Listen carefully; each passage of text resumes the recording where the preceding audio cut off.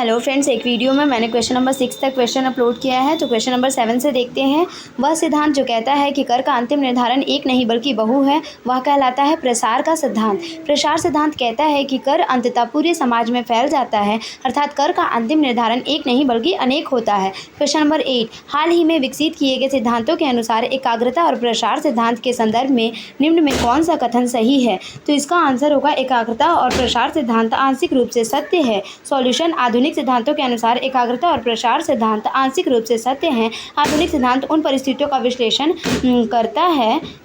करने का प्रयास करता है जो एकाग्रता या प्रसार लाती है। क्वेश्चन नंबर 9, यदि कर से कीमत में कोई बदलाव नहीं होता तो इसका आंसर होगा कोई भी बुरी तरह प्रभावित नहीं होता, क्योंकि कर स्थानांतरित नहीं होता है। आगे देखते हैं।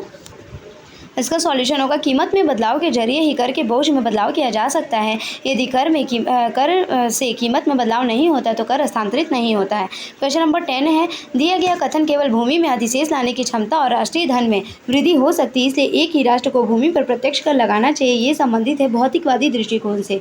इसका सॉल्यूशन होगा भौतिकवादियों ने वकालत की केवल भूमि में अधिशेष लाने की क्षमता होती है और राष्ट्रीय धन में वृद्धि हो सकती है, इसलिए एक राष्ट्र को भूमि पर प्रत्यक्ष कर लगाना चाहिए। ये भौतिकवादियों का दृष्टिकोण था। क्वेश्चन नंबर 11 है, हंस लोगों को जितना संभव हो उतना कम चीख के साथ तोड़े, ये किससे संबंधित है? ये संबंधित है वित्तीय दृष्टिकोण से। इसका सॉल्यूशन यहाँ पे है, देखिए मैं दिखा देती हूँ। इसका सॉल्यूशन यहाँ है, वित्तीय दृष्टिकोणों का लक्ष्य अधिकतम राजस्व संग्रह करना है, ना कि कर के उचित वितरण भार पर। ठीक है। क्वेश्चन नंबर 12 है, आइए देखते हैं। कर का कौन सा सिद्धांत मांग पक्षीय है और प्रतिफल शर्तों पर आधारित है? प्रतिफल शर्तों पर आधारित है। आइए देखते हैं। प्राप्त लाभ सिद्धांत मांग पक्षीय है और सरकार और लोगों के बीच कर पर आधारित है।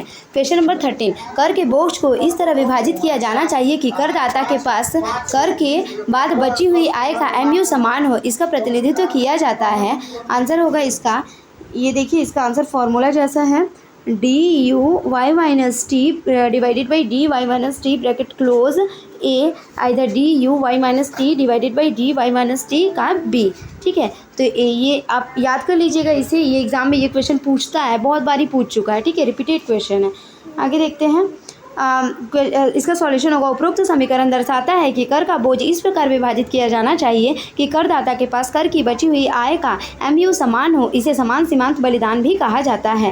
क्वेश्चन नंबर 14, कम से कम सामूहिक बलिदान की वकालत किसके द्वारा की गई थी? तो एजवर्थ और पीगो द्वारा की गई थी। कम से कम सामूहिक बलिदान की जो वकालत है ना, वो एजवर्थ और पीगो ने ही की थी। एजवर्थ और पीगो ने ही की थी। ये मैंने आपको शॉर्ट नोट्स में बताया भी है। अब आगे देखते हैं। क्वेश्चन नंबर 15, कर राजस्व में राष्ट्रीय आय के साथ साथ बढ़ने की प्रवृत्ति होनी चाहिए, भले ही दरें और कर कवरेज समान रहे। इसे कहा जाता है उछाल। इसे क्या कहा जाता है? उछाल। अगर वीडियो अच्छी लगी हो गाइस तो please like and subscribe my channel guys, और अपने दोस्तों के साथ शेयर जरूर करें। Thank you.